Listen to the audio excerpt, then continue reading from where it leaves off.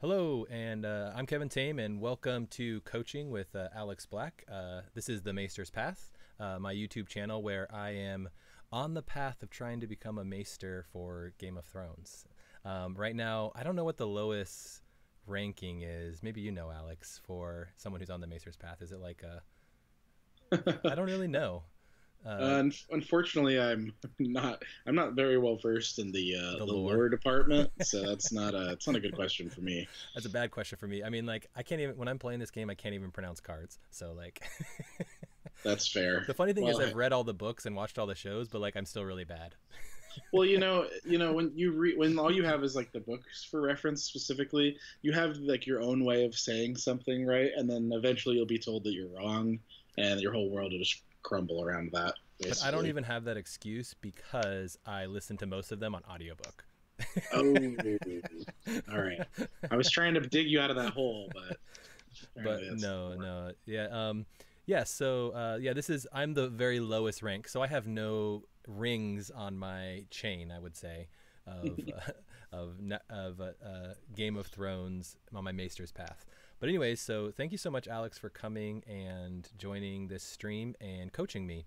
Um, so basically, those of you who are new, what I like to do is I like to get someone in the community who knows the game and who is better than me, and they coach me, so I can learn this game and become better. And then what I'll do is I'll take this deck and I will play it over the next few weeks, and I'll record my matches and then share those matches.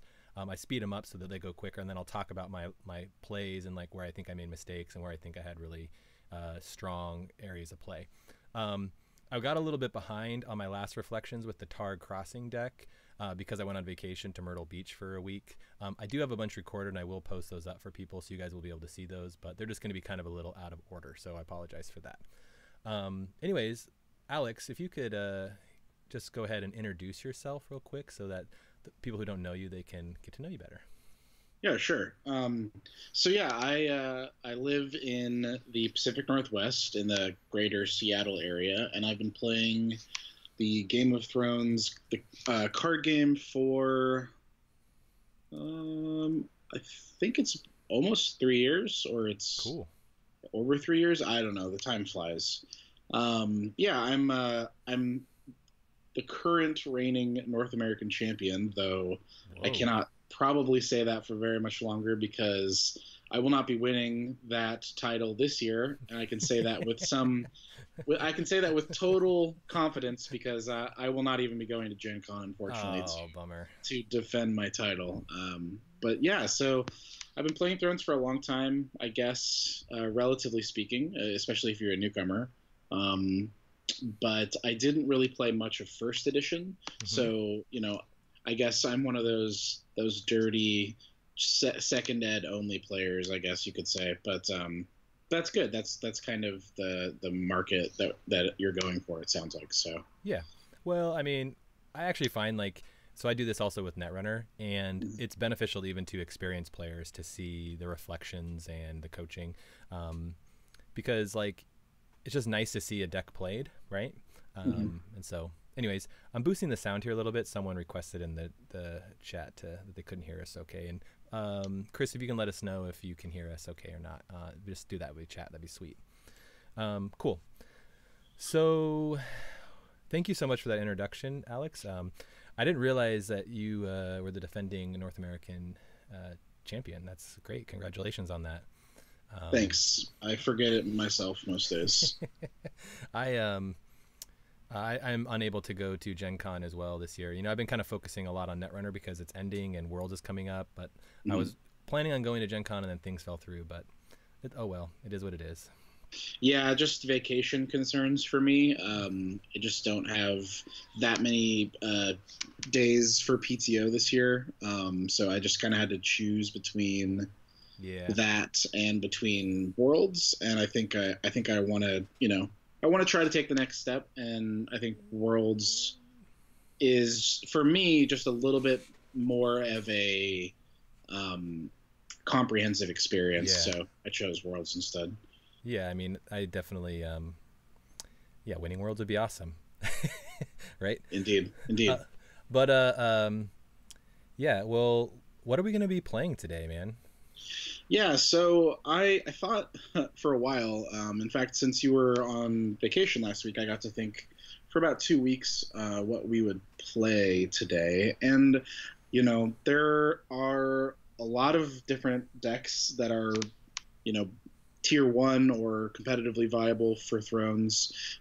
But I chose this deck, which is known as Builders in the competitive community, or even just in the community at large. Mm-hmm. I chose it because it's kind of a unique style. It plays very uniquely compared to other decks in the metagame.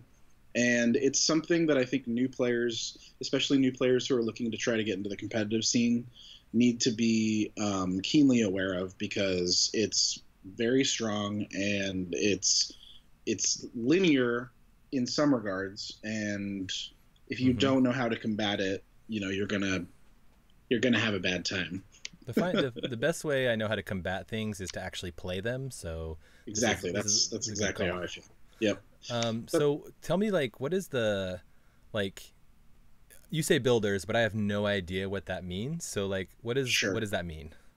Okay. So if you're familiar with Game of Thrones lore, obviously a sort of an iconic structure in the lore of the game is the wall, right? Mm-hmm. Which you can see there are 3 copies of the wall in this deck. So Okay. the basic strategy behind the deck is to defend the wall.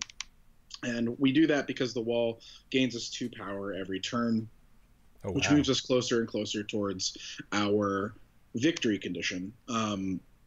But in order to gain that 2 power every turn, you have to defend every challenge that is made against you. So the deck is essentially constructed in such a way that you can do that as efficiently as possible. You don't make So you're trying to grind the game out to get 2 power every turn, but then and always defend. Yep, and you also typically try to win dominance as well. It can close games out fairly quickly, especially when you are able to start making challenges back against your opponent. Mm-hmm. It can actually swing games pretty fast. But yes, it's defense is the name of the game when it comes to the wall decks. This is a particular variant of wall decks. It's sort of an evolution of that archetype as we've seen it evolve through the competitive scene for about a year and a half to 2 years now. Okay. Um, the builders variant was popularized, I want to say, about a year ago. Around this time in the summer, it became popular due to the printing of some cards that made it more viable. But Gotcha. basically, the builders all have a lot of synergy with your locations, with each other, with the few events that you play in the deck. And so now this is the gold standard for wall strategies. In fact, I would say in the competitive metagame, it's really the only strategy there is to play the core set wall. I don't know if you've seen, but they recently printed a new version of the wall, which is a completely different take and doesn't really have anything to do with defending it. So, Gotcha. not to be confused with that, where this deck uses the core set wall card. So, Which is better, um, just different. yeah, the jury's out on the new wall. It was literally released in the last pack. It costs 6. It's really got a really powerful effect, but no one has been able to really put it to work yet, just because of the time frame. Gotcha. For the moment, I mean, this wall has definitely been more impactful on the game, but it's just that's not a huge surprise, seeing as it's been out since the game was conceived. So Okay, so then that's kind of the high level strategy. So see if I understand. Like, what I'm trying to do here is I'm trying to just defend, getting dominance and power from the wall, mm-hmm. and I guess other ways of getting power, right? So like you're just trying to not lose the game early. Right. Yeah. You want to slow the game down in the early game. You basically are going to be trading econ efficiency with your opponent. You'll be playing attachments for one that will be neutralizing your opponent's Mm-hmm. 5, 6, 7 cost characters. So you're winning an efficiency game there. You're going to be doing the same with your characters because they're cheap and efficient, and they defend really well.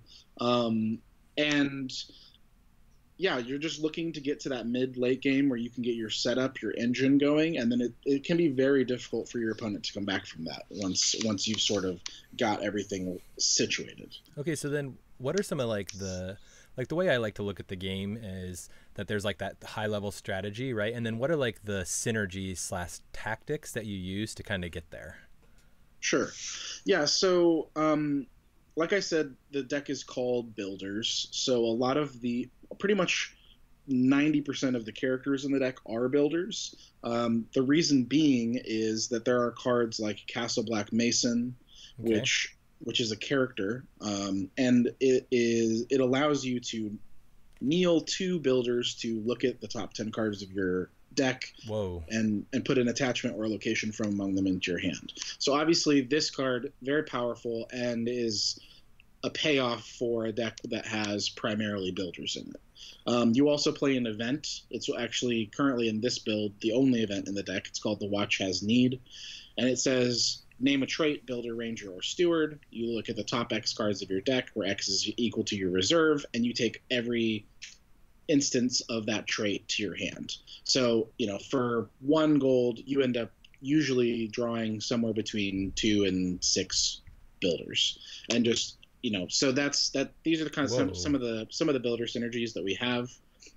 We also have Awful Yarwick, which is the most expensive character in the deck, and he allows you to kneel locations and I believe maybe attachments. I don't know if you want to highlight. Who is that again? Awful Yarwick. Right there. Yarwick, Yeah. Okay. Yeah. So you kneel a location to choose a Night's Watch character. I guess there's not a direct builder synergy, but he himself is a builder, so it kind of feeds into that.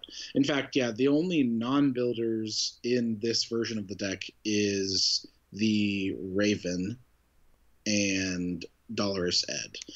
And Dolorous Ed is really good in the deck because it allows you to defend intrigue challenges without having him in play when the intrigue challenge is initiated. Okay. So it's just a very good defensive card. If you win the challenge, you can bring him back to your hand, so it kind of protects him from Valor Morghulis or other ways for your opponents to kill him.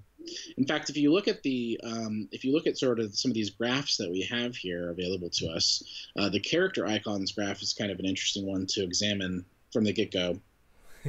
So normally, when you're building a deck, you'd want to have a good mix of everything, and you'd think, especially in a deck that wants to defend every challenge, that you'd want a fairly healthy mix of everything. Wouldn't you say? That would be. Well, how come there's no military? Right. So we play 3 characters that gain icons when you have 3 or more Night's Watch attachments or locations in play. Gotcha. And that's the Shadow Tower Mason. Also, Awful Yarwick's ability to kneel locations to give Night's Watch characters icons. Okay. And we play 3 Practice Blades, which is an attachment that gives a Night's Watch character +1 strength and a military icon. This feels very like thematic. Like they have like this like power and intrigue stuff maybe, but then like when like push comes to shove and they're defending the wall, they get their swords out. It is very thematic. I think it's completely coincidental in its theme, but yes, indeed. Cool. So yeah, that's kind of the the nitty gritty of the deck. One question here, like I just had a question about Kings of Summer and then the plots. Sure. Yeah, absolutely. So what is the reasoning behind that? Like I've never seen this agenda, to be honest. Yeah, so Kings of Summer is sort of it's one of the more traditional agendas for the Builders variants to take. The reason being is that you play a number of summer plots already, and so they get slightly better when you play the Kings of Summer agenda. And it also increases your reserve, which is fairly relevant because this deck draws a lot of cards, and gotcha. it doesn't want to be discarding too often. So there's another agenda that's fairly common as well, but we're going to go with Kings of Summer for this one. But yeah, we're playing 1, 2, 3, 4 summer plots, and you can see some variants even play up to 6. So yeah, I think the printing of the card Exchange of Information has probably pushed the Kings of Summer agenda back into the favor over the House of the Red Door. agenda, which was previously pretty common for the builders lists, because exchange of information is basically like accounting coppers. I'm not sure if you're familiar with that plot exclusively. That's one of my favorite plots, to be honest. Yeah, it's if you've seen there, I can't remember this. It's like the Stone Drum or something like that. It's an aggregate of a lot of data for deck lists, and Counting Coppers as I think the most commonly played plot in the game.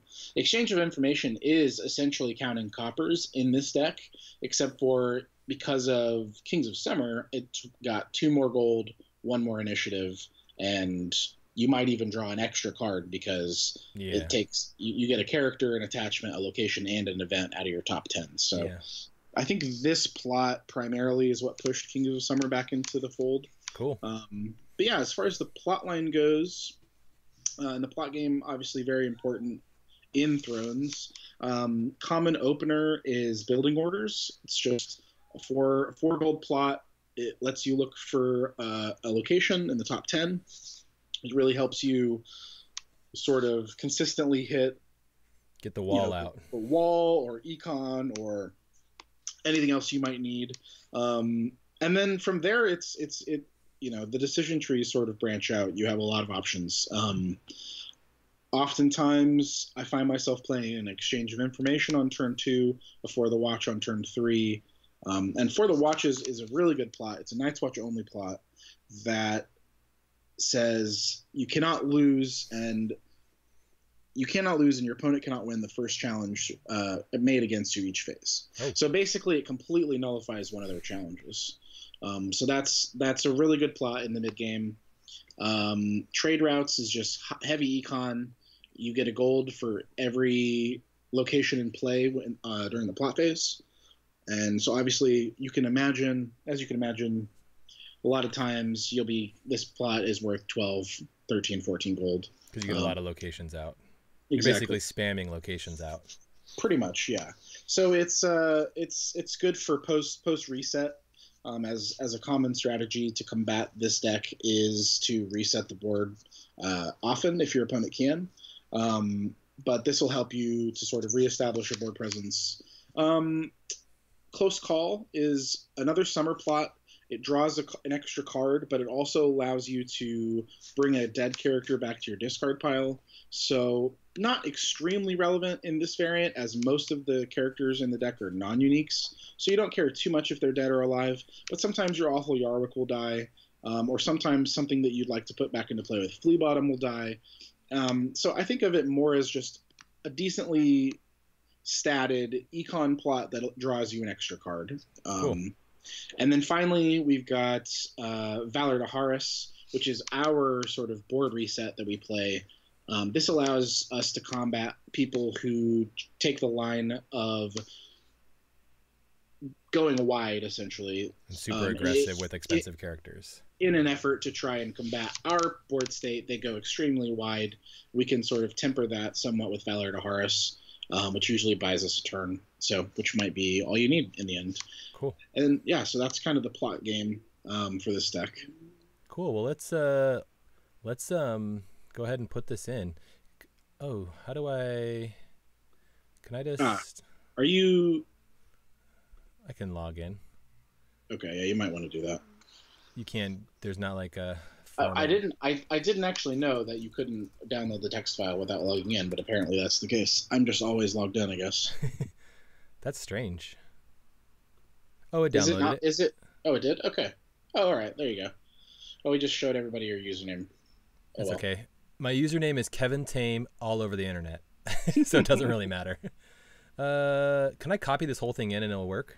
Yep. I'd usually just like Control A, Control C. This will be my first deck I'm adding. Oh, nice. How'd you guys do the Targ Crossing one? It is the one that is preset in the Worlds deck. Oh, okay, sure. Yeah. I actually just realized they had those because I made a new account on Iron Throne and there were already decks ready to go when I tried to play a game. I thought that was pretty cool. I hadn't realized they did that. What is it's Kings of Summer? You don't actually even need to do that. You can if you want, but it'll automatically, because you already got it in the sort of cards list. If you just save it, you're going to be good to go. Okay. So this is valid. This is it. Yep, this is valid. This is it. It doesn't say. It says agenda none. If you want to change that, feel free. Kings of Summer. Yep. I think you would have probably been okay either way. Cool. So should we join Lucifer? I mean, that's up to you, man. I don't know. Is this a deck that is like people, like? Oh, it looks like we might have the mirror match, so to speak. Ooh, I'm not sure. Well, I'm not exactly sure what our opponent's playing, but if I had to guess just based on the agenda and the faction, I would say there's a decent chance they're also playing a defensive wall variant. So that's kind of unfortunate for us. Because that makes it a little harder. Yeah, it might be a little bit. There might be a little more variance involved based on who gets set up quicker. Fortunately for us, we've got a really good opening hand. This seems good with like having the wall. Mm-hmm. So I keep this. Absolutely. And the reason we keep this is because of.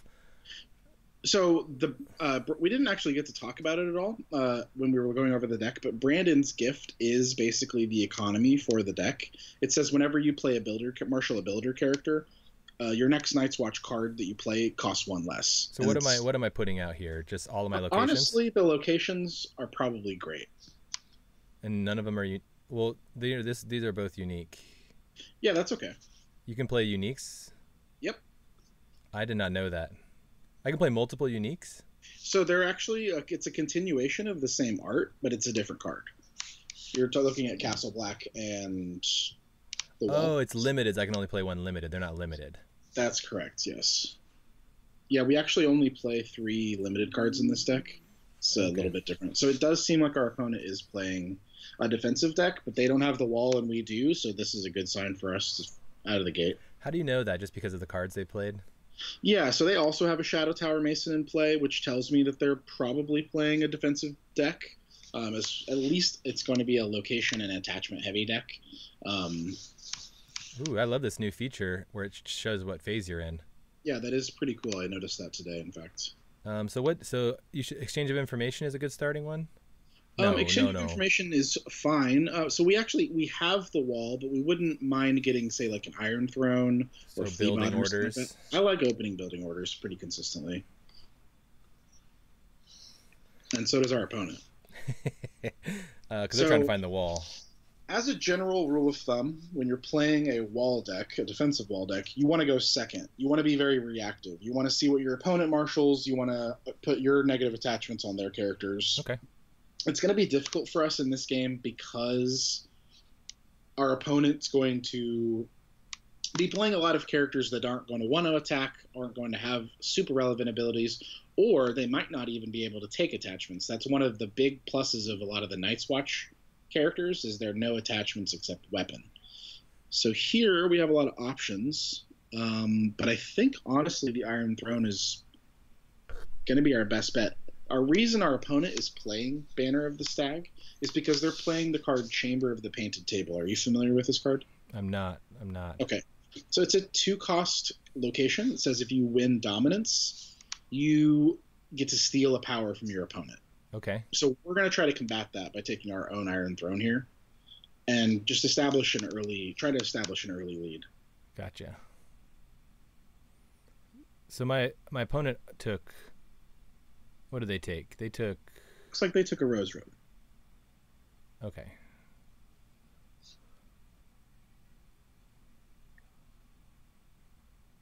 So our opponent has a Maester Crescent in play, and Maester Crescent's ability is that to kneel him to get rid of a condition attachment.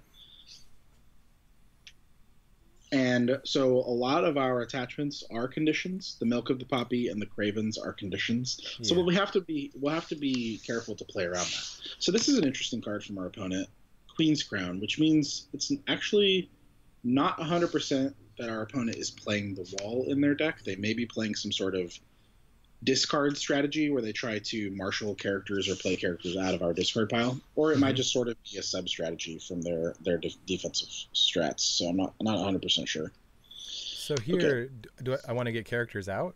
You do, yeah. So The thing with Brandon's Gift is you kind of have to stagger your plays a little bit. So you want to start by playing a builder. I would probably, if you had to get, I mean, I don't want to take too much time, but if you had to guess which character you would play first here, what would be your inclination, I guess? Well, part of it is I only have 4 gold. Oh, but I guess I have this. Right. So think of it as Brandon's Gift is going to basically give you access to 3 gold this turn if you sequence your cards in the correct order. Oh, Brandon's Gift is... That's the card you have in play here, in between the wall and the Castle Black. Oh, okay, gotcha. So, like, after you marshal a builder character, reduce the cost of the next character you marshal this phase by 1. So, like... Yep, it's actually the next card you play. It's just the next Night's Watch card. So if you play a builder, the next Night's Watch card you play costs 1 less. So the Sworn Brother there in the middle... That seems like a... It's a good one because it's a builder and it reduced the cost of the first location you marshal this turn by 1. So you could play this, trigger Brandon's Gift, and then play the Underground Vault for 0. Oh, I gotcha. That's a good play. Mm-hmm. So I'm going to do that, and then As they say in the game, you're going to trigger the gift. Trigger the gift. So yeah, it's a common meme phrase. So now your Underground Vault will cost 0 because it's a Night's Watch card and it's a location. So but I don't even have to kneel this? Nope, it just triggers it. It doesn't kneel it. Oh, wow, cool. Yep. And then it's only once per turn, so I guess kneeling doesn't matter. It's 3 times per turn. Oh. Yeah, that's why it's going to be worth essentially 3 gold for us if we sequence our cards correctly. So then I go ahead and do the Underground Vault for free. Yep. And then I would probably just activate the Underground Vault. It gives you a gold here. There's really no reason to wait. So then I go ahead and gain the gold? No. Yeah, gain gold. It select card just is sort of the general term. If it has an ability, it's usually the second pip or so. And then I can also play another builder here for 2. Right. And then get a reduction to play one of these other guys, these 3 costers. Right. So they're all builders. I think you probably want to play either the 3 or one of the 2 costers here. Does it matter which one? I like the Eastwatch Carpenter because it's sort of an economy card. Okay. It says at the beginning of your marshaling phase, you gain a gold for every 2 Night's Watch locations you have in play. So now the next card you play is going to cost 1 less. I'd probably just play the 2-cost builder. This guy here, Spare Boot. Yeah. Trigger that again. And this will allow you to play... Wow, this is really powerful. Practice Blade here. So, and I want to put this on... It's hard to say. The unfortunate part about your opponent's 4-cost character is that it has stealth. So it's actually going to be able to stealth past whatever character we put this on. We'd really love to be able to afford to ambush this, but ambushing it costs 2, so that's very expensive. So we're probably just going to settle for putting it on the biggest character, I think. Eastwatch Carpenter. Mm-hmm. That seems good. So I'm done. Yeah. Yep.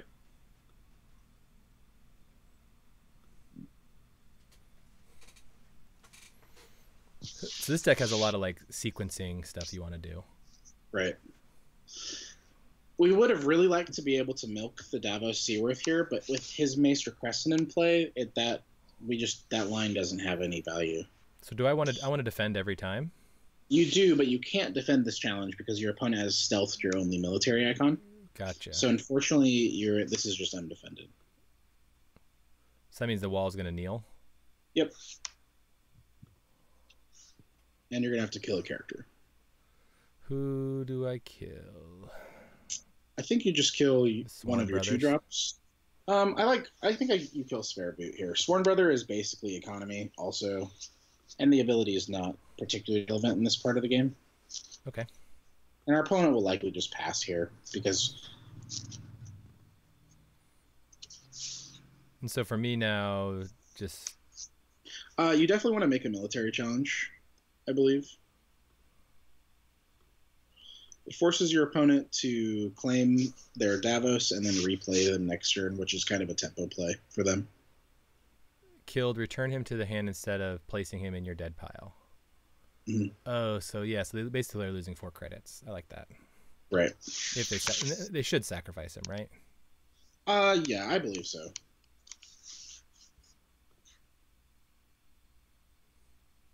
Oh, it's mine. Sometimes I miss these things because they just like are sitting there. Right. It's easy to.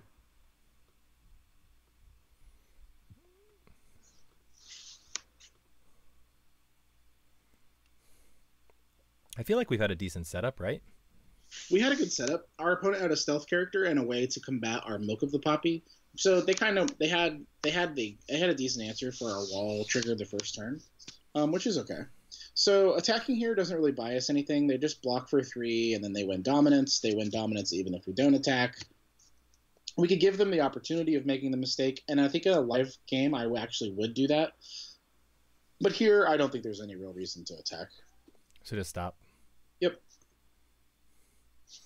So here, let's see. Exchange seems good, right?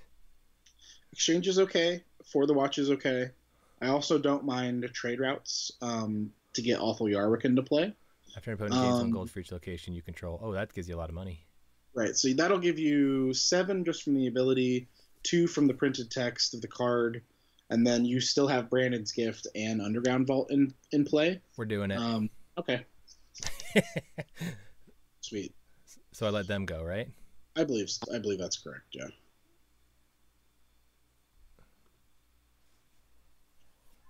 Sweet, we drew a dupe for him too in case he plays. So this is you said the Castle Black Mason's really good, right? It is quite strong. It's not necessarily going to be super strong in this build I guess this deck rather, because our opponent's going to have a lot of stuff that we can't put attachments on, and we already have our setup pretty well going. But it's a fine card as far as like card advantage is concerned. It's one of the better cards in the deck. Okay, so our opponent is playing the new wall, so that's pretty cool.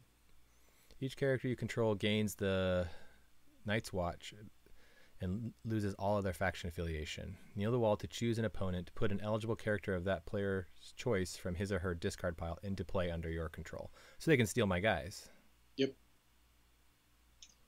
We get to choose. So I think you probably want to just give them the Grizzled Miner, because Castle Black Mason has a decent ability, and they obviously have shown they have builders in their deck.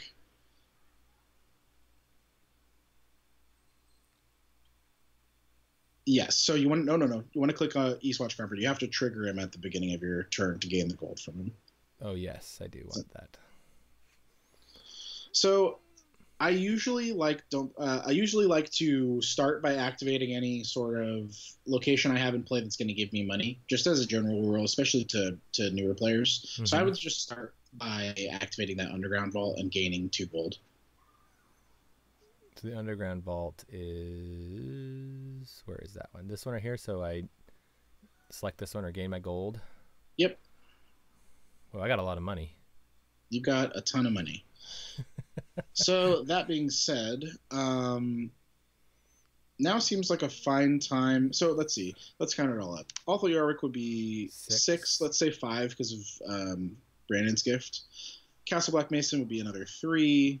So that's 8. Plus Iron Thrones cost 1 because of Sworn Brother. That's 9. Halder, another 2. Mm-hmm. So you could basically play out your entire hand here. Yeah. I actually think I like starting the turn by playing the event in your hand and just seeing if you have some other options. Getting as much information as possible before you decide, because you're going to be playing 5 or 6 or 7 cards here, no matter what. Okay, so sorry, repeat that. The first thing I should do is I like playing the event. The watch has need. Okay. That's that one right there. Yeah. So you play that, you name builder, and then you just get to see, you get more information. Like what are all your options for this turn going to be? Because you've got 14 gold, plus the Brandon's Gift is ostensibly 3 more. So you basically have 17 plus another 1 from the Sworn Brother reduction. You're basically playing with 18 gold, which is a ton, obviously. Okay, so I played that. Mm-hmm. Your opponent's gonna pass because they don't have any money to cancel it. So then it's like builder. Yep. Gotcha. Wow, we got really unlucky. We hit one card. that's Boo. that's probably in the 5%. There's a lot of builders in this deck. Yep. So we basically get to just play out our hand here, though.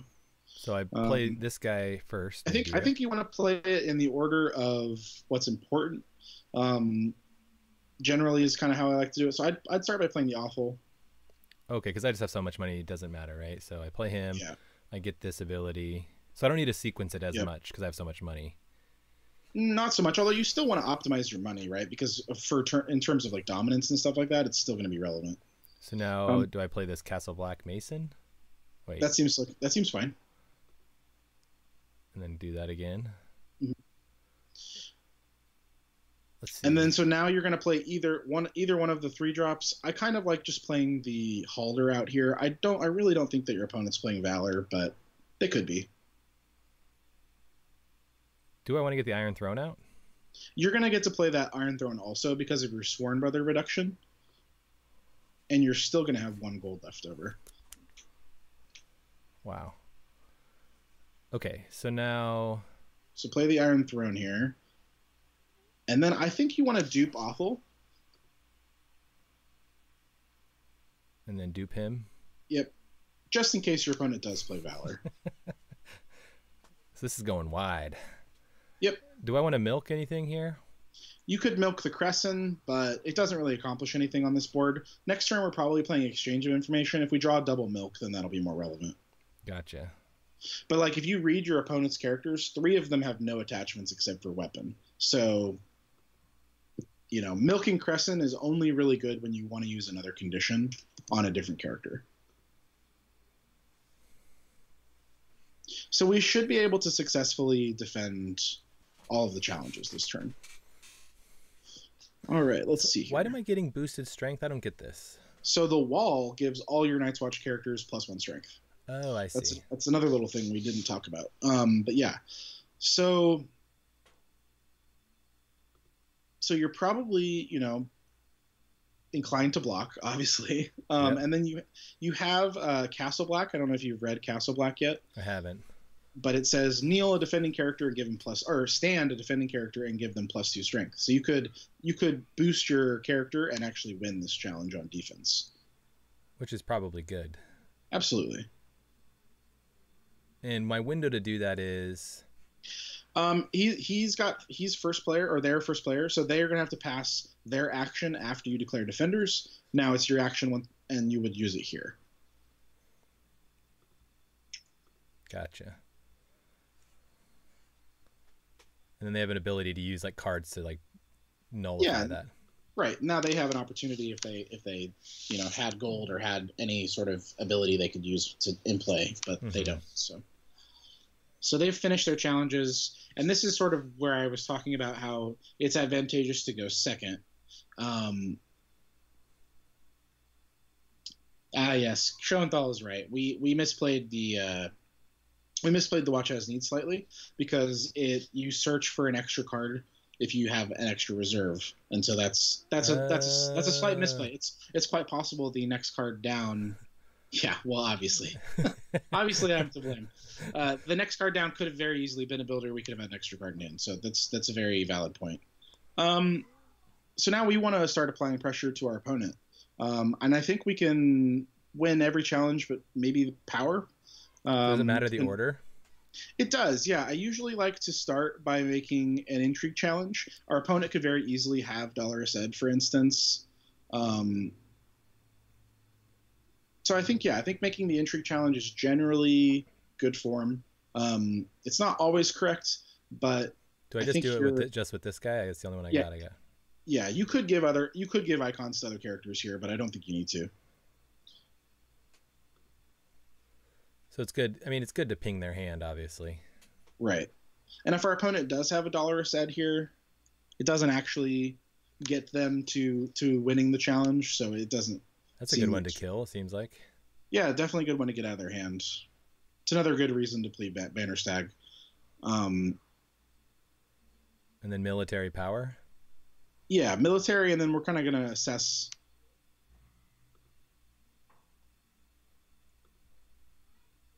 Our opponent has to make a tough decision about what to kill here. they'll probably kill the character we gave to them, but I could potentially see them killing any of their characters depending on how their mood swings. Gotcha. But this is why we sequence the military first, because it's most likely that they're going to kill the character we gave them, and now they have less to defend the power challenge, which we can easily win with just a single character. With this guy, I guess. Mm-hmm. What's his ability? Kneel to builder characters to search the top 10 cards. Oh, that seems pretty good. Yeah, we're going to do that in the dominance phase. Oh, wait. Oh, because then he gets stand up during dominance? They get to stand. Everything stands in the standing phase. So if you do it in the dominance phase, it's basically you've counted your characters for dominance, and now you get to use his ability, and it just works very cleanly that way. Does that make sense? Yep. So any interrupts, so I go ahead and use this, right? Oh, do you have all your set? We go to your settings really quick before you click the wall down at the very bottom middle. Okay. Okay, I want you to click I want you to click the dominance phase and standing phase and taxation phase. It's maybe a little overkill, but we want to make sure that we have a stop in these phases. Okay. Okay, so now you can trigger the wall. So now you're going to use the Castle Black Mason's ability before you pass. Just click him. Yep. And then it's going to ask you to kneel to characters. But they're already counting towards dominance. They've already counted. Yeah, dominance is counted at the beginning of the dominance phase, and then nice Chase. And then you have an action window. Okay, so now Brandon's gift. You've already got one of those. Seized by the Guard is actually pretty good here. It is a condition, but we have the milk for the Maester Crescent. So Seized by the Guard is one of the ways we can actually nullify their locations. So we probably want to Seize by the Guard their wall next turn. There's reasons to consider some of the other options, but I think this line is fine.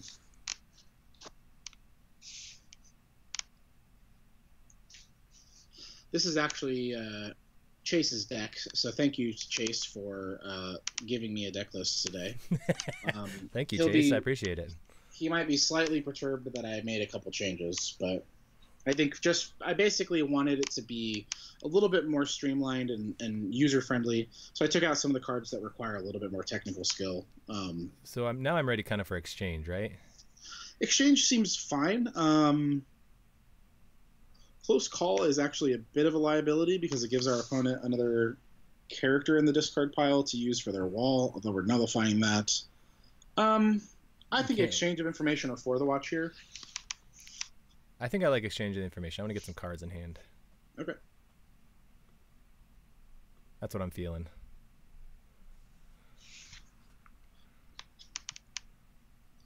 Our opponent will almost certainly choose us to go first. Yep.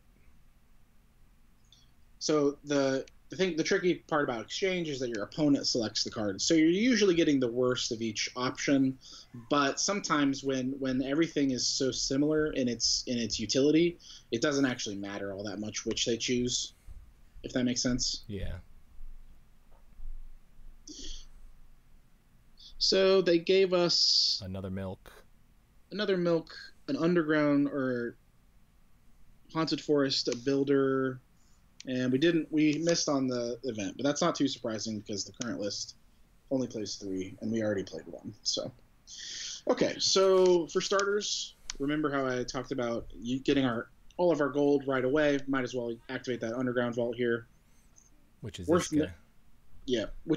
noting that though our opponent's printed plot value is 4, they have a Rose Road in play, which modifies that to 5. Yep. So it actually triggers our underground vault for an additional gold, which is pretty nice. Oh, so it's like what they would get. Right. So here we definitely want to seize the guard on their wall.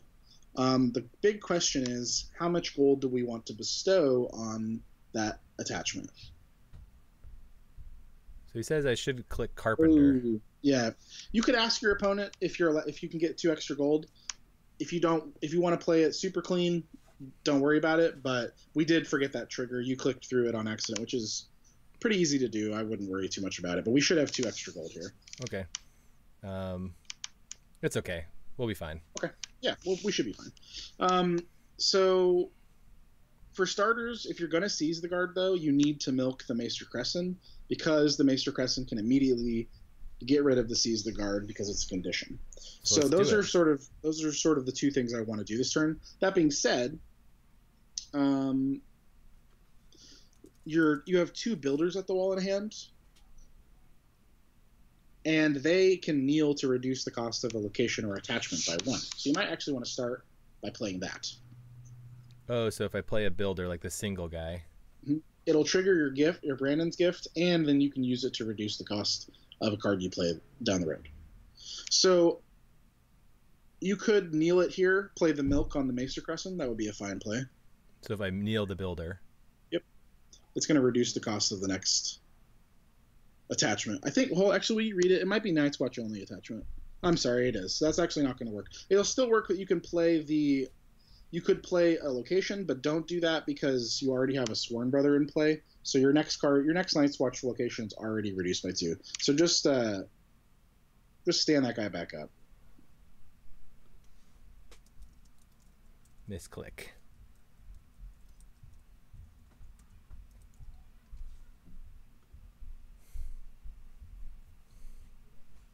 So yeah, we might as well just play the milk on the Crescent. Let's play milk on him. And then I'm going to play... I'd play the Seize the Guard on the wall, and I'd just bestow it for the full amount. For 3? Yep. And then you can still actually play a 2-cost location out of your hand for free, because you haven't used the gift trigger yet, and you haven't used the Sworn Brother trigger either. So you could play the Haunted Forest for free here. And where would I get my discount? Where's my Sworn Brother? Oh, this one? No. All the way on the character, all the way on the left. Reduce cost of Infinity Marshal, so I gotta kneel him. Nope, it's just a passive ability. Holy cow. Oh, but it has... what's that? What's this do? It says, when non-house forest is standing, enters 1 strike to the right. After you lose a challenge, kneel the Haunted Forest. Okay. Yep. So it basically stands in as a character defending in a challenge that you wouldn't otherwise be able to defend. So we're pretty much done. Unless you wanted to play the Shadow Tower, but I think this is okay.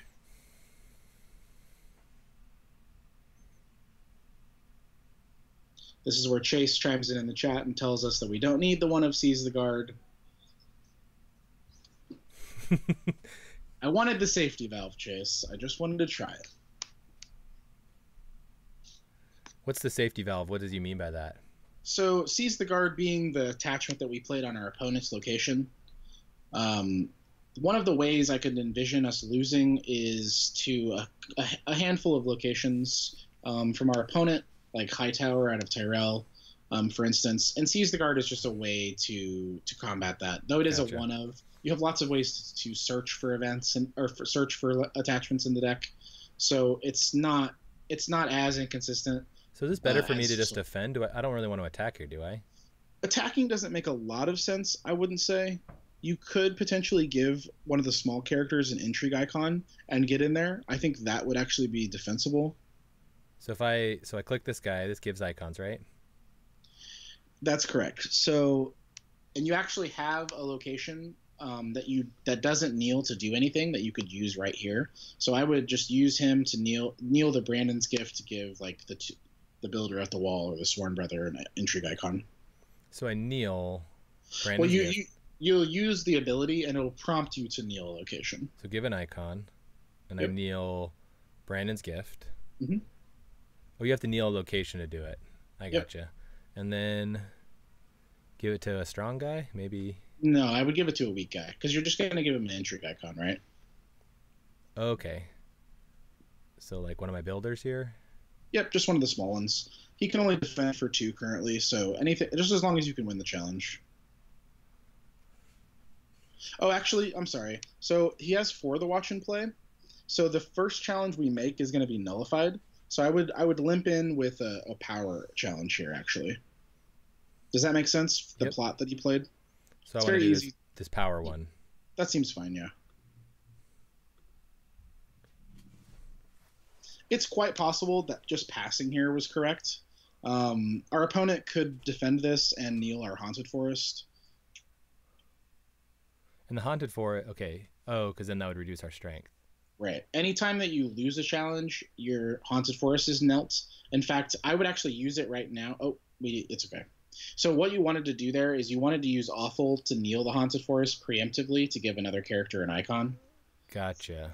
That being said, not a huge deal in this scenario. So now I would just get in there for that intrigue.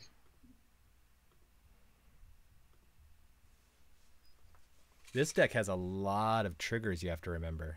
It does. In fact, Chase was kind enough to remind us that we have a Halder in play, which is an ability we haven't even talked about yet. Halder kneels Night's Watch locations or attachments to give a character +1 strength. So we could have not lost that challenge. We weren't winning it because of the plot, but we wouldn't have had to kneel the Haunted Forest. That was a very good pull on our part, and I think you're just passing here. And they concede.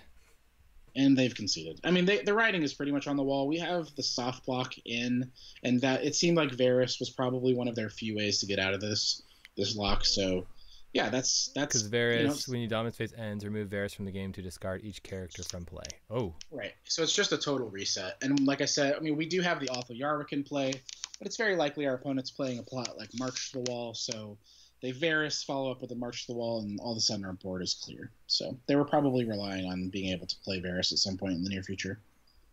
And that clears everyone's board. Yep. Even the dupes? No, so you can save. So we would still have the Awful Yarwick in play, but based on the way that their deck operates, it would be very surprising to me if they didn't have a plot like March to the Wall in the deck. And March to the Wall says, it would when send me revealed, away. Each player sacrifices a character. Well, we would only have one character in play. It would be Awful Yarwick, so we'd have to sacrifice that character. Gotcha. Yeah, yep. That'd be brutal. Well, we got that going. Yeah. Did you want to hop into one more? Yeah, let's do it. Right, man, cool. This deck, I'm just like sitting. I'm like so many triggers that I'm gonna have to keep track of. It'll be yeah, and the strategy is linear. However, it's not an easy deck to play. Like, I don't want you to confuse the term linear with easy. Oh, like, I'm not. Yes, yeah. Like obviously, defend the wall, trigger the wall, win dominance seems very straightforward, but the deck is full of triggers, full of abilities, full of ways to make mistakes, as I'm sure Chase will point out. It's interesting. I like the style. It's definitely very unique, which is one of the reasons that I chose it for today. It's not, you probably don't know this, being a newer member of the community. It's not generally a beloved strategy. It feels like it could have an MPE type of reaction to people. Right. And a lot of people just don't find it very fun to play against. But I do think it's important that you at least know how to play against it. And I think the best way to do that, like you said before, is to just play the deck a couple times yourself. So yeah, for sure. So I'm going to get some people not liking my play. Maybe. You never know. So Stark Alliance. Would you do me a favor and click on the Alliance card up there? That'll show us, yeah, that one right there. That'll show us what their banners are. You may run 2 banner agendas in addition to this agenda. Oh, so I got to click on it.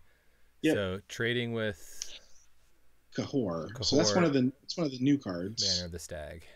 So the trading with the Cahor is an attachment agenda that allows you to swap out an attachment you have in play for another one in your deck when you win a challenge. So it's going to be interesting. I really don't know what to expect out of this deck. All right, back to our hand. It's not great. We don't have any cheap characters outside of the Dolorous Ed. We do have some Econ and the Castle Block, but I think this is a mulligan. Okay, I like that. I pretty aggressively mulligan for the wall. And we got it. And we got there. So for this one,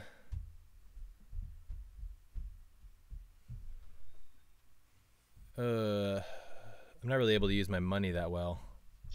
No, I do think you're not excited to set up Dolores Ed. Obviously, he's better out of hand. That being said, you still want to maximize your setup value. So I would still probably play the wall, the Dolores Ed, and then either the Shadow Tower or the Practice Blade. I think I like, or that's an Abandoned Stronghold. Excuse me. So the wall, I the can't afford Dolores that. Ed, and the Practice Blade. Yeah, sometimes the arts are very samey and difficult to see from this perspective. But so we drew Brandon's Gift. That was very good for us because otherwise we didn't have any econ. You do have to attach the attachments when you set them up. So click the attachment and then click the only legal character. Yep. So this one I drew into Brandon's Gift, which is good. Yeah, I don't have a lot of characters. You don't have a lot of characters. I'm actually not.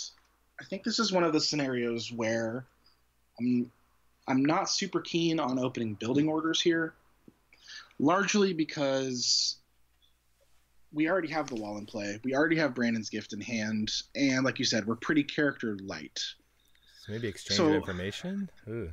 Exchange of information is a little light on econ. So I think we want to play something more defensive or something that's got a bit more burst economy-wise. For the watch, maybe? So For the Watch would be okay, or Close Call would be fine.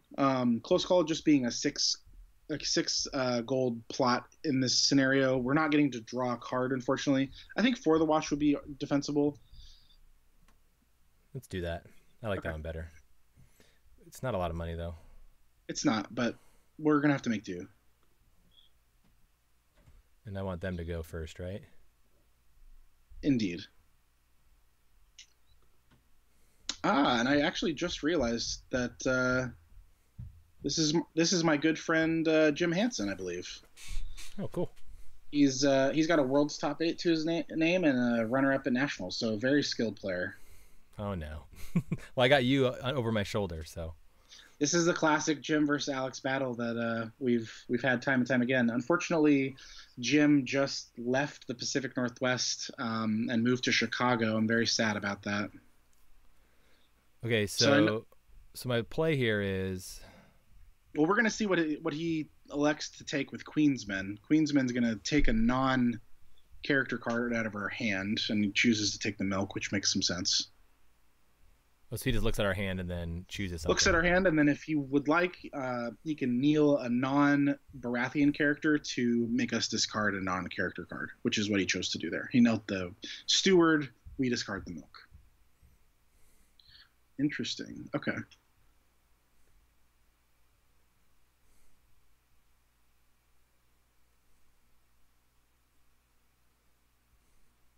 Fantastic.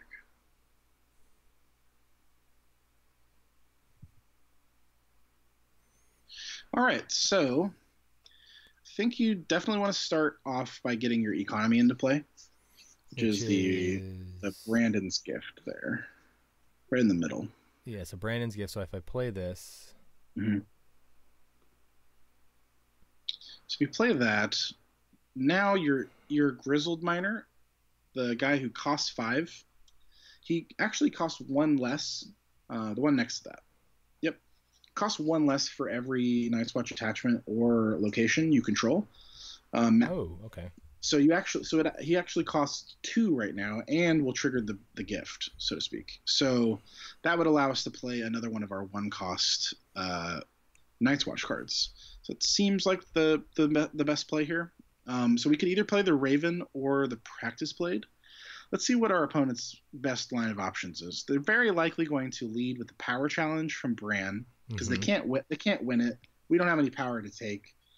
And then they would likely try to win a military challenge against us. I think I like just playing the Practice Blade. On this guy? Yeah, it's quite possible we're going to let our wall get knelt this turn, just so we can try and win the power challenge against them. So let's play the Practice Blade. You suggested I'm going to do it. I like it. And I'm done.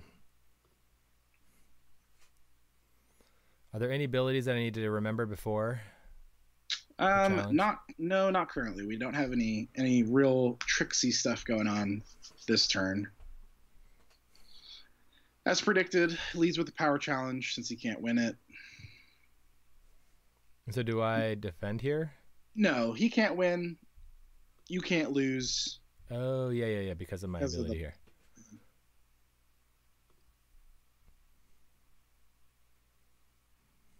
I wonder if Jim even realizes that he's playing against us. Probably not. I'm pretty sure this is him. There might be another Team Jimby around, but I'm not wholly certain.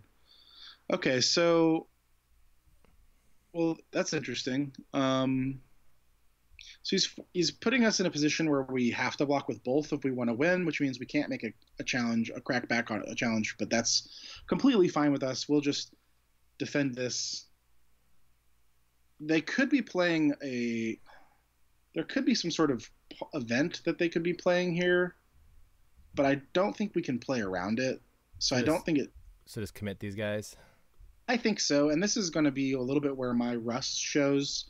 I haven't played a ton in the past few months, so there's certainly a range of cards.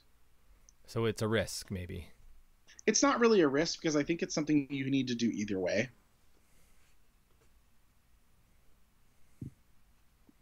And he doesn't have anything, so we get to win. We presumably get to trigger the wall here. And I would just, before you go any farther, just double check in your settings that your stops are saved. I don't know if that settings bar saves them. Looks like it doesn't. So I have to. Oh, so it will for now. So standing phase, taxation, dominance. This is like the end game change. You actually have to go into your profile to have a permanent change. Yeah.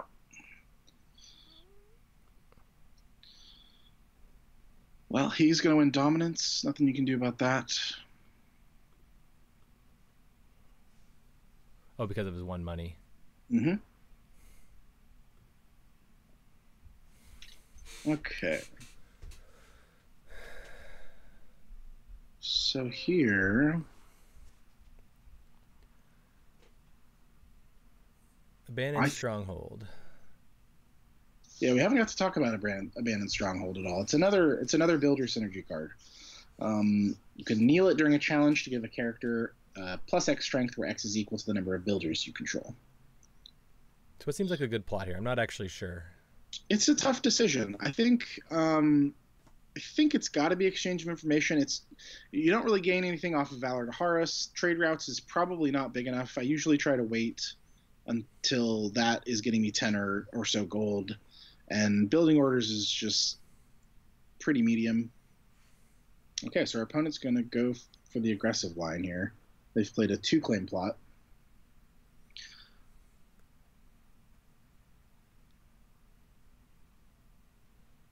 Making me first player. Oh, they have to. That's correct, yeah.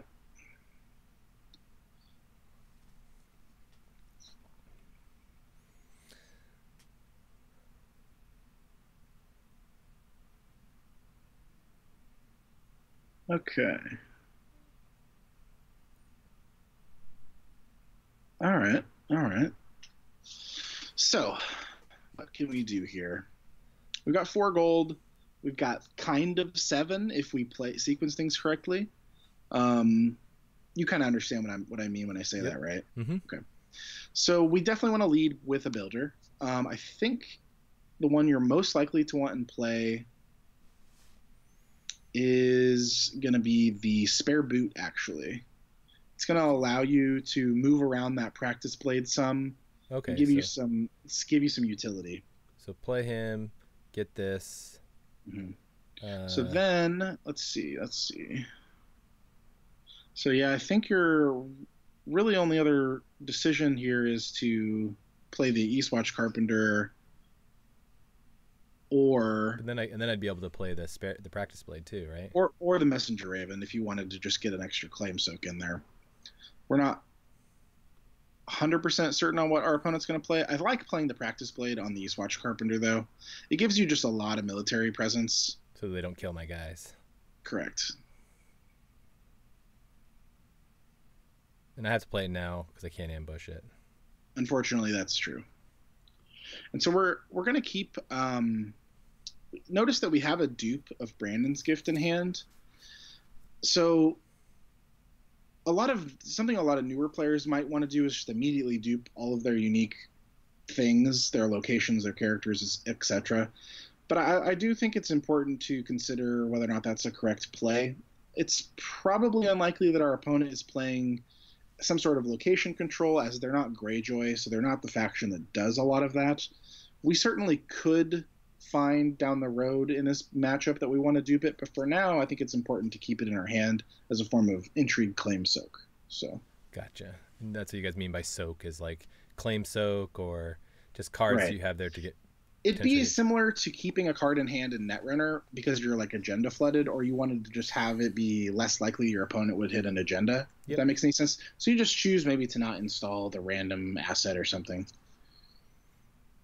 After one of your characters you control is sacrifice a kill, stand Wyman Manderly and draw one card. Okay. That's pretty good. They're going pretty wide here. Yep. And I have no actions, right? Agreed, Chase. This is pretty rough to not have double trade routes, but so yeah, you're definitely not attacking. That's almost 100% certainty. I don't have any triggers before the challenges, though, right? No, you actually. You're not going to use Spare Boot until you've defended some challenges, very likely. So. Yep. So our opponent's got some powerful stuff going on. They've got a 4-strength Intimidate character. They've got the Bolton Flare, which at the end of the turn is going to kill one of our basically is going to kill Spare Boot unless we kill him for intrigue for military claim. And Wyman Manderly is also very powerful in that if any of his characters are killed or sacrificed, he draws a card, I believe. So what's my kind of line of play here? We're definitely making no challenges. That's for starters. Because we want to just be able to defend. Right. It's going to be all about how does Jim decide to commit his characters and to which challenges he initiates first. And basically that's when all of our decision points are going to come up. You'll find that's a very common with this deck is you especially if you went first, you're almost never, unless the board state is really overclogged, are you going to be making challenges. Yeah. Okay, so what Chase is saying here is it would have been nice to have double trade routes. Right, because we would have just had a bigger, more bursty econ here. I think I like just defending just with our intrigue. We're going to lose 2 cards out of hand, but none of the cards in our hand are particularly important to us. And this, again, another reason why we kept the Brandon's Gift in hand.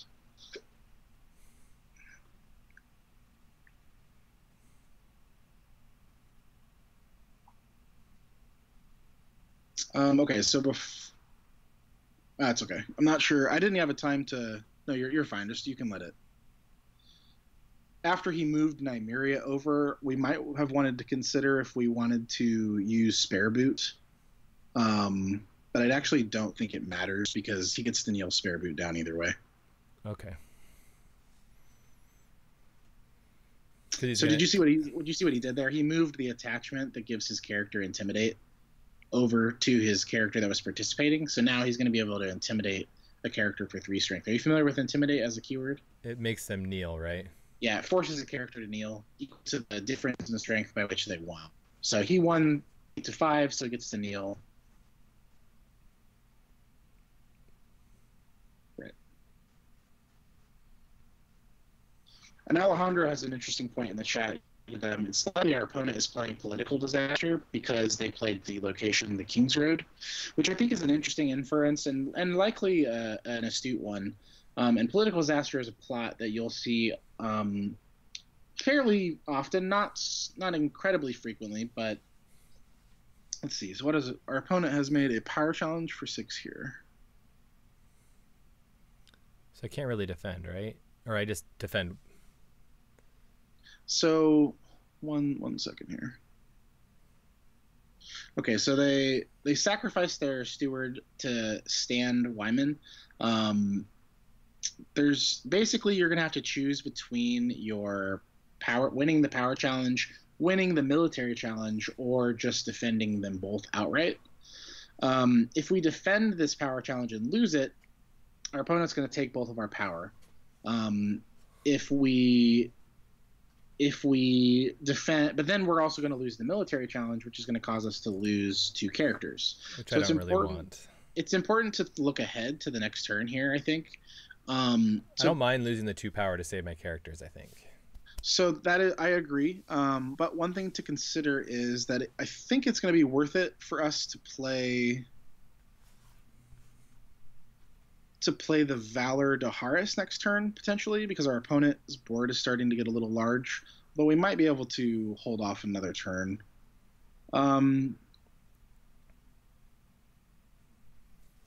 I think I agree with you.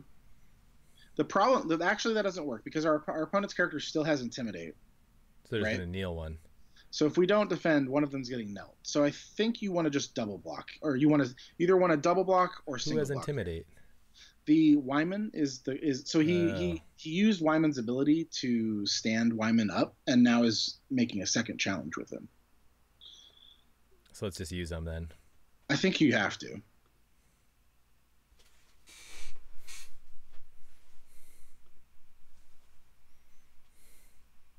Because I'm going to lose them anyways. Mm-hmm.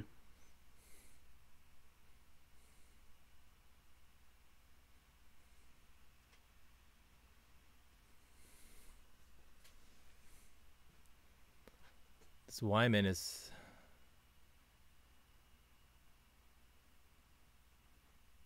very good. And so then who am I losing here? So we're probably losing everything but our group because of Bolton Flare. At the end of the phase, actually, no, we can force him to kill the Bran. So we want to definitely kill the 2 character that we have in play. I don't know if you've read the Bolton Flare, which is the character all the way to 8. Sorry, you were breaking up there for me. Okay, one second. Let's see here. So... got to kill the 2-drop, and then he has to kill 2-drop because of force on the flare. Exactly. So I would kill the 2-drop, and I would kill the... The 2-drop is the spare boot, right? Is that what you mean? Yeah, I would kill spare boot. It's really tough. I think the...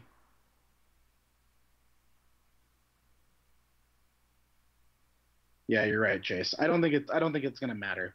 I think the Eastwatch Carpenter he's likely going to get us down to no characters by next turn, unfortunately. Our opponent's playing an aggro deck, and Wyman is quite strong. So I should just kill the Eastwatch Carpenter, huh? I think so. Does it matter the order? No. Not likely, no. But if it did, you'd probably rather have the Eastwatch Carpenter back in play, so I might order it differently. Oh. But it's not going to matter. It's like less than 1% to matter. So he's going to... I mean, he's getting pretty aggressive here. Yeah, so he'll likely choose to sacrifice Bran to the 1 so that he can win dominance. Yep. And then since the Bolton Flare will kill our... When you choose a killer character from the lowest printed cost. What? That's every time? That is forced at the end of every challenge phase, yep. Oof. Oof. Not much we could do with that, unfortunately. That's ridiculous. Wyman and Bolton Flare have good synergy, as you can see, because if he still has characters in play that he doesn't want to kill, he can just sacrifice them to Wyman.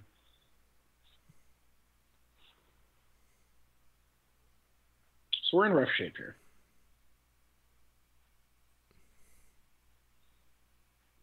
There's not much I can really do, is there? Well, the one fortunate thing is what is my out?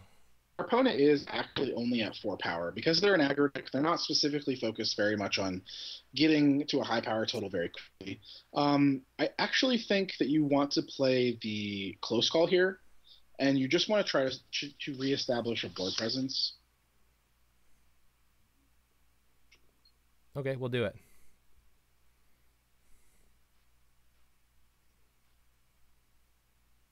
And I would move over the unique character you have multiple copies of in your deck, which is Dolorous Head. Oh, okay, I got you. So then I can be able to play him again. But I'm not drawing any characters. You aren't, unfortunately. We're going to have to hope that this Watch As Need gets us some builders. It's kind of hard to play a builders deck with no builders. Yep. Oh wait, right, so I got to go and. So you want to start with the event, I think, because you just don't have any characters worth a darn in your hand currently. Yeah. And builder, yep. Mm-hmm. Sworn Brother. So I take the Othel, right? You get to take both of them. Oh.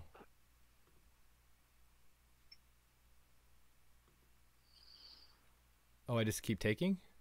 Well, if you have multiple, this is just a formatting thing. If there are multiple versions, it won't show you them all at once. So yeah, you just get to click until you have none left. So in fact, you had 2 Sworn Brothers and 2 Othel Yarwicks. So now that you're selected them all, you're done there. So yeah, let's see. We don't unfortunately have enough money to play the Othel, which is pretty rough. So you're just going to start by playing the Sworn Brother. And then I just play another one? I think so. All right, so now our next location costs 2 less, but that wouldn't be taking full value.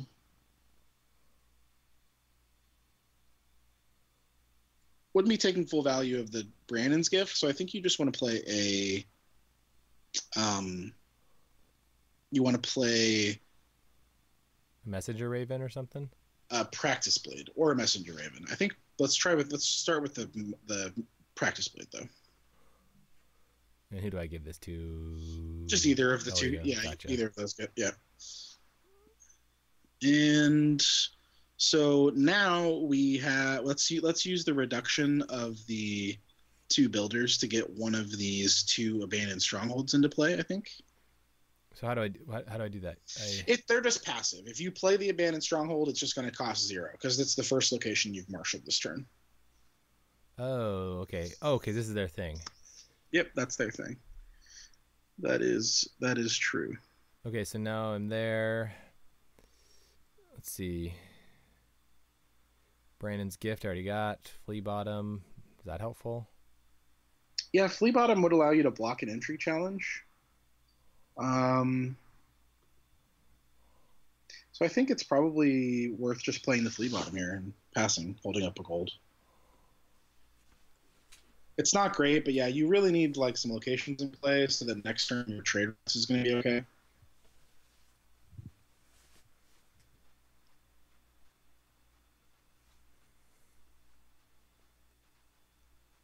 Yay. So if I can like survive this round, maybe do that Valor, whatever card. More Valor Daharis. Yeah. So we're definitely not making challenges, but that's pretty common.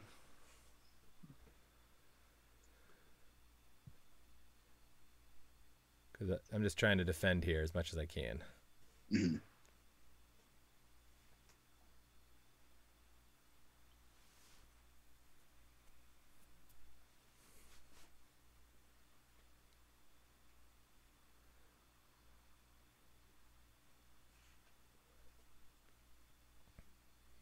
Someone in the chat is saying I should probably dupe the wall. Yeah, I think that duping our locations was probably reasonable.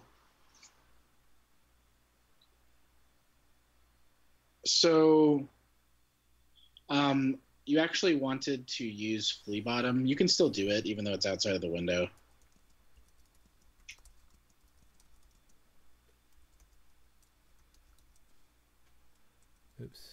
We're pretty much dead because of our opponent's Intimidate character. Yeah.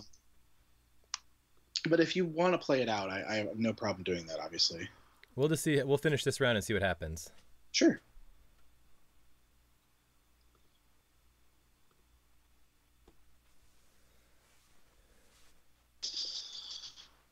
Yeah, that's kind of what Sark is good at right now, is just being super aggressive.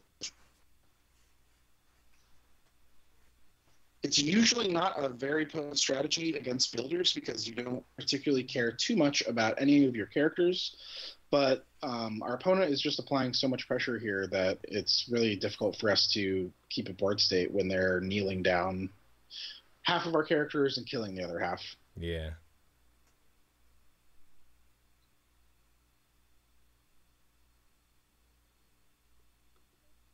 There's not much I can do here. No, and we probably should have used the Abandoned Stronghold to try and mitigate the, let's see, 5, 9, 4, 3. Yeah, that would have mitigated the Intimidate at least, but.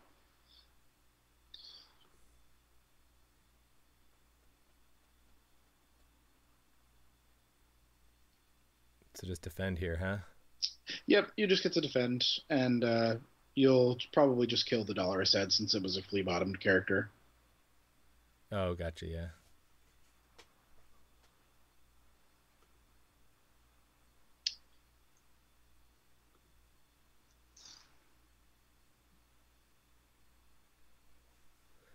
So it's probably, so you think there's like, this is kind of like, I'm not going to recover, right? It's it's not outside of the realm of possibility. Again, our opponent's only on 6 power. It's certainly possible, but it's not looking great.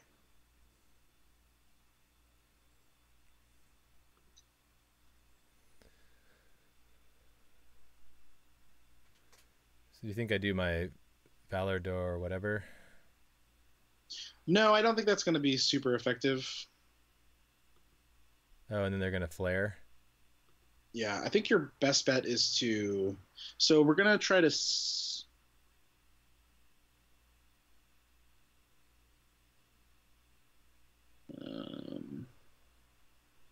Messenger Raven is going to be something you want to get in play just because you want... I would probably just get rid of the dupes of the locations. I don't think we can win this game if our opponent has political disaster, so I don't think it's really a huge point in playing around it. We should have definitely duped those locations that turn, though, and you can see why, because we were just discarding them this turn. Yeah.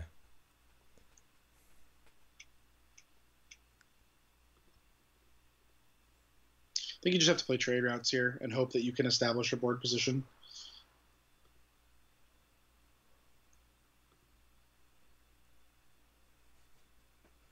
So I make them first player? Yeah, even with their Intimidate, I think it's still correct. You desperately need to draw some Cravens, and you did draw one, so that helps. Cannot be declared as an attacker. Okay. That's definitely one of the cards we needed to draw to get back in this game. Hopefully our opponent will overcommit to this board, and that'll give us a good... Oh, they're going to get rid of Craven? No, that's the other people. Yeah. That one just kneels one of our characters. Oof. What did they attach there? They attached a Serious Training. Oh, Jim's gone deep. And a Disputed Claim. So here, I want to get my Othel out, right? Yeah, I mean, you don't really have a whole lot of other options. So you play Othel, trigger Gift. Play an attachment? No, I'd play the Craven. Who do I play it on?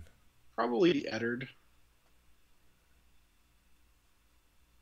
It just has double renown, essentially.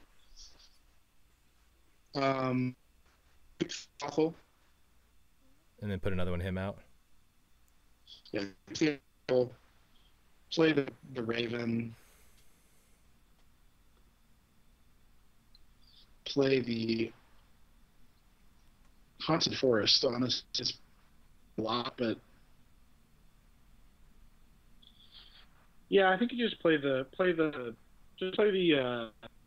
attack into awful, I believe. The practice blade. Yeah. And then what do you have in your discard pile for flea bottom here? Nothing. You've got a Raven, which is not nothing when you have awful in play. Oh, that's true. So I think you do want to save the 1 gold, so I would just marshal the Isle of Ravens. Then I'm good, huh? That's one way to put it. I'm good for this right now. Yeah, I think like I said, we're in dire straits. Our opponent's going to win 3 challenges against us. We're going to get to defend them, but Our measly 1 power. yeah.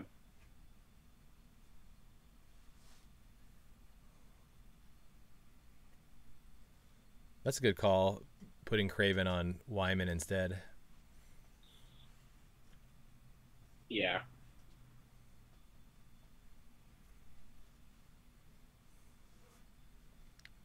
Going strong.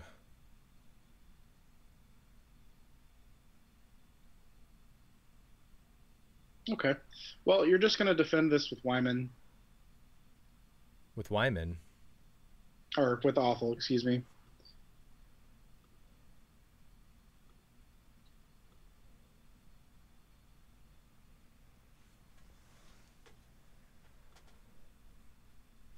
And you're probably just going to kill the Raven here. He's going to kneel it anyway.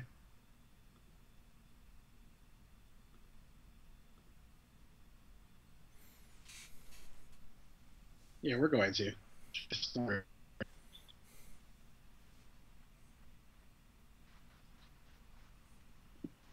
No, that doesn't work.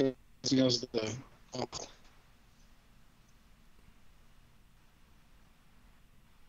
we put a bodyguard on him.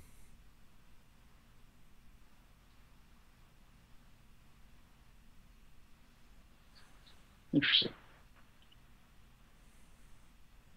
So now I use my flea bottom, right? Wait till the challenge.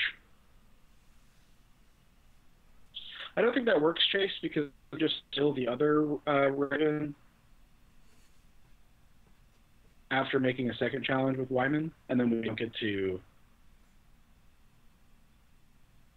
So I can't defend this? You can. Basically, You he's kneel gonna your get one. location. Yeah, they're going to get one of the challenges through. This is obviously very much showcasing the strength of Wyman. So do I bring flea bottom now, maybe? I don't think there's a huge difference between doing it now or on the next challenge.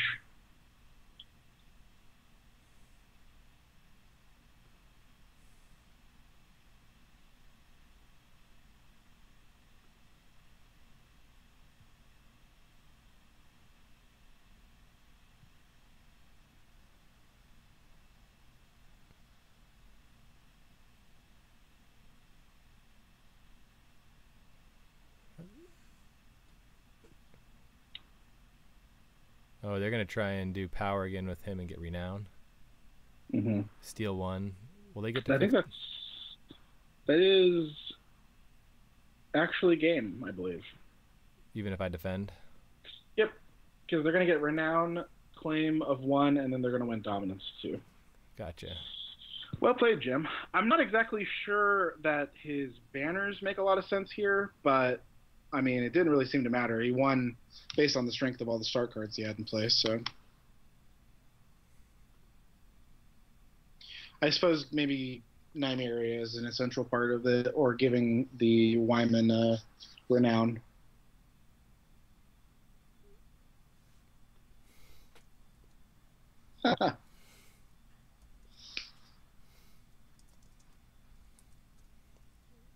You owned me. We had, I do think we had a pretty awkward draw. There were a number of turns where we had like 80% attachments or locations in hand without a Totally. lot of without a lot of characters to play. And that's kind of a tough position to be in against an aggressive deck. Um, there are definitely draws we could have had that would have lined up a lot better against our opponent if we had drawn more Milk of the Poppy or more Craven, which is possible. From the very beginning, we made the mistake of not just building orders to get those kind of cards. Yeah, that's one of the things about this deck is there's a lot of decision making, a lot of lines to take, and a lot of places to make mistakes. So, He said he's a good friend of yours. well, he's a kind gentleman. He could badmouth me pretty hard, I'm sure, if he wanted to. So Yeah, that was a rough game. that was a thorough beating. We are streaming.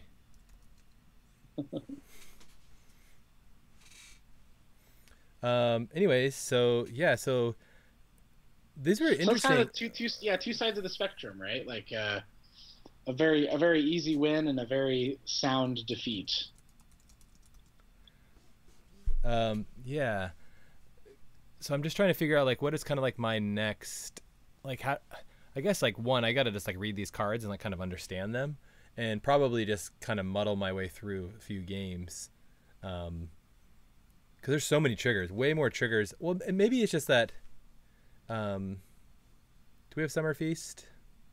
No. No. Yeah, we definitely were struggling for economy in that game. Jim is actually, if you're looking for someone in the future to do this, Jim, I think, would be a great candidate for it. Cool. Yeah, like I'm looking to like kind of move through like kind of the main decks, right? Like Sure. Yeah. like or popular competitive decks to kind of just Right. build my Yeah. understanding. And I think. part of it is also Okay. understanding what do factions do. Mm-hmm. Yeah, they definitely have like a lane, right? Like most factions have a popular archetype and then like a popular sub-archetype at least, if not more than one. Yeah, there's definitely a cat runner in that way that the faction they have mechanics and themes that run throughout, and especially in competitive play, a lot of times you'll see things sort of concentrated in that way. So yeah, I mean, going forward, playing this deck, it's there's nothing wrong with playing slow and just thinking through all your triggers. Mm-hmm. As we saw there, it's very easy to click through some of the triggers, and there are a ton of decisions to be made. So, there's definitely a lot of room to improve. I mean, even for me, I should caveat this entire experience that I'm not by any means a builder's expert. I just I thought it would be a good deck sort of to showcase for you. What is your expertise?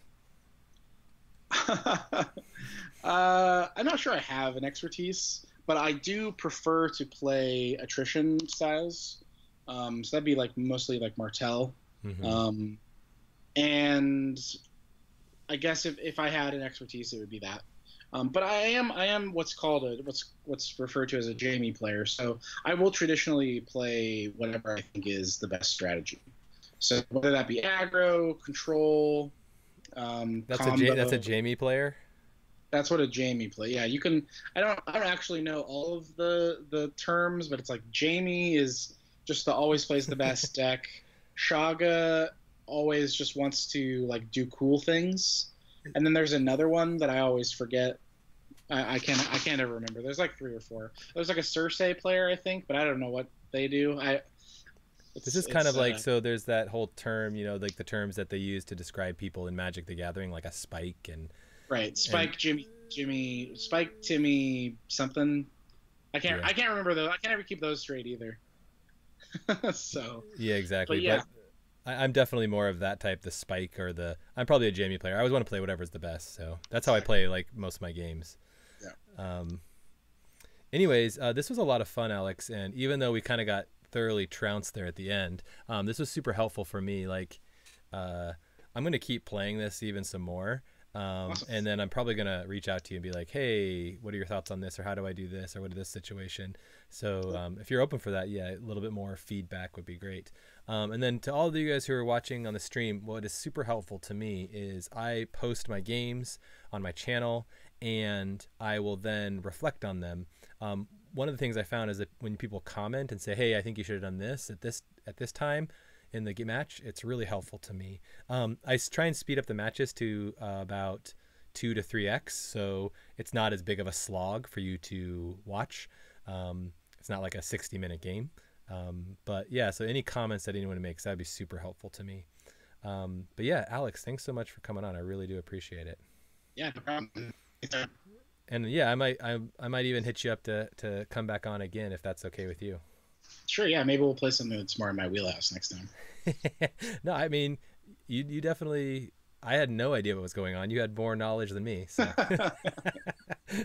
Fair enough. Fair enough. Anyways, thanks everyone for watching and have a great night. Bye. See ya.